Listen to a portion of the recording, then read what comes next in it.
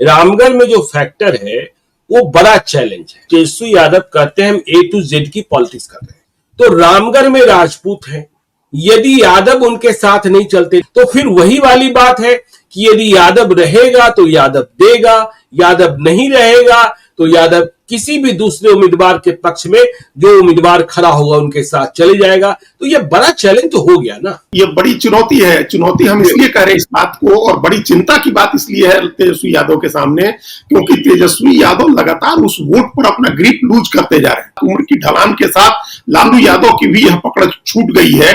तभी लोकसभा चुनाव में यादव का वोट लेने के लिए इंडिया ब्लॉक से 11 यादव उम्मीदवार लड़ाने पड़े। तेजस्वी यादव इतने बड़े नेता नहीं हुए हैं कि वो जिसको चाहे उसको खड़ा करके लालटेन छाप पर खड़ा करते तो यादव आंख मूंद करके उसको वोट दे। बिल्कुल, जब ये स्थिति नहीं होगी तो इसका मतलब उनकी लीडरशिप पर बड़ा सवाल खड़ा होगा। और ये रामगढ़, आपने ठीक कहा कि ये बड़ी चुनौती इसलिए हो गई है क्योंकि चतुष्कोणीय संघर्ष है। 4 कोणीय संघर्ष में प्रशांत किशोर के उम्मीदवार भी एक नया वोट है प्रशांत किशोर के साथ। रामगढ़ में बहुत अच्छी चर्चा है उनके उम्मीदवार की। और ये जो कुशवाहा समाज है, हम जैसे अभी कह रहे थे पहले कि यादव अगर यादव को वोट कर रहा है, राजपूत अगर राजपूत को वोट कर रहा है, तो कुशवाहा क्यों नहीं कुशवाहा को वोट करेगा? उसकी क्या मजबूरी है जब बाकी लोगों की मजबूरी नहीं है? तो कुशवाहा अगर प्रशांत किशोर के उम्मीदवार को वोट करता है, और ये जो आपने बताया कि उनकी साफ सुथरी राजनीति से प्रभावित होकर के, उनकी वैकल्पिक राजनीति से प्रभावित होकर के अगर ये जो आकांक्षी लोगों का वर्ग है जो बदलाव चाहते हैं वो उनके साथ जुड़ते हैं, और हम लोग पहले भी चर्चा कर चुके हैं, ब्राह्मण वहां जुड़ते हैं,